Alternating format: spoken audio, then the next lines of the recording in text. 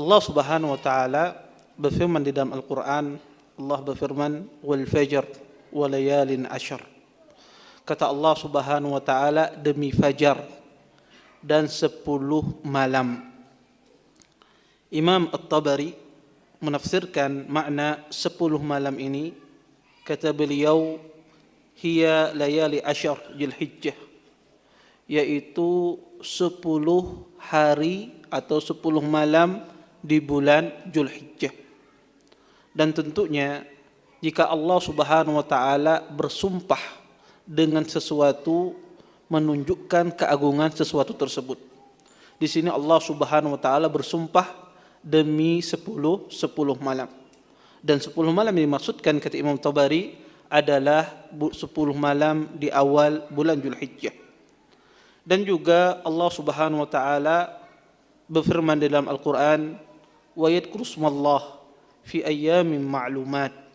Kata Allah Subhanahu wa taala, hendaklah mereka menyebut nama Allah di hari-hari yang ditentukan.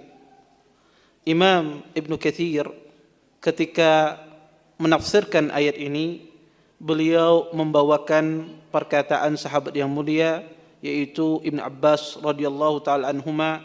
Ibn Abbas mengatakan, maknanya kata beliau, al-ayyam al-ma'lumat ayyamul ashr. Adapun ayyamu ma'lumat, hari-hari yang ditentukan di dalam Al-Quran yang disuruh Allah kita berzikir padanya, yaitu kata beliau adalah 10 awal di bulan Dzulhijjah. Dan penafsiran ini merupakan penafsiran pendapat jumhur ulama, khususnya pendapat jumhur para sahabat. Para sahabat menafsirkan dengan tafsir yang semisal, juga ditafsirkan oleh Ibnu Zubair dan juga ditafsirkan oleh Mujahid, seorang tabi'in dan yang lainnya. Dan Nabi SAW pernah bersabda di dalam sebuah hadisnya yang dikeluarkan oleh Imam At-Tirmidzi dan yang lainnya, kata Nabi SAW, "Ma min ayyamin al-amalu salih fihinna ahabbu ila Allah min hadhihi al-ayyam al-ashr." Qalu ya Rasulullah wal jihad fi sabilillah. Kata Nabi, illa rajulun kharaja bi nafsihi wa malih falam yarji min dhalika bi syai'. Kata Nabi sallam, tidak ada hari di mana pada hari tersebut amal soleh yang lebih dicintai oleh Allah untuk dikerjakan, untuk dilaksanakan daripada 10 awal bulan Dzulhijjah.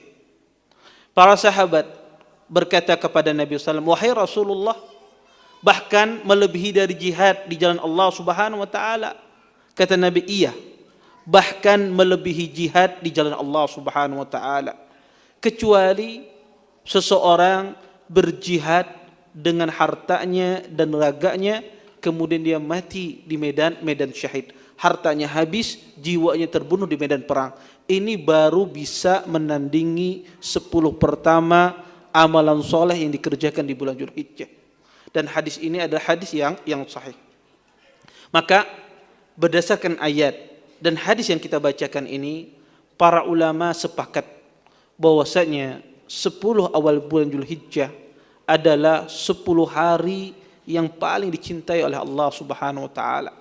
10 hari yang paling utama amal soleh dikerjakan padanya, maka Allah Subhanahu wa taala melipatkan ganda amal ibadah yang kita kerjakan. Berkata Imam Ibnu Rajab ketika menafsirkan hadis ini, ahabbul a'mal. Maka kalau sesuatu itu dikatakan sesuatu yang dicintai oleh Allah, menunjukkan afdal indahu.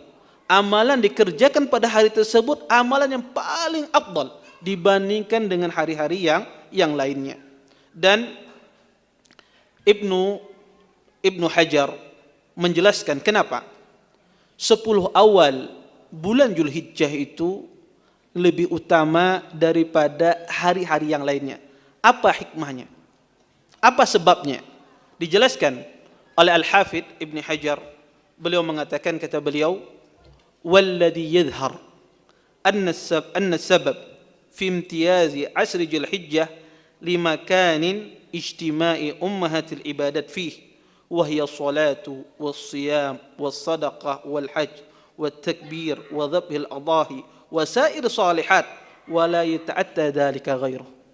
Kata Hafidz Ibnu Hajar, adapun ya, sebab kenapa 10 Zulhijjah lebih istimewa daripada hari-hari yang lainnya, kata beliau, karena terkumpul pada 10 awal bulan Zulhijjah, dari tanggal 1 sampai tanggal 10 Zulhijjah, terkumpul pada hari-hari tersebut ummahatul ibadat, induknya semua ibadah. Apa itu? Dari salat, puasa, sedekah, berhaji, bertakbir, menyembelih sembelihan, dan semua amal soleh ada pada 10 awal bulan Zulhijjah, dan ini tidak ada pada hari-hari yang lainnya. Oleh karena itu 10 Zulhijjah ini, kata Ibnu Hajar, dia kenapa menjadi hari yang lebih istimewa? Karena terkumpul pada hari-hari tersebut ibadah yang tidak ada pada hari-hari yang lainnya.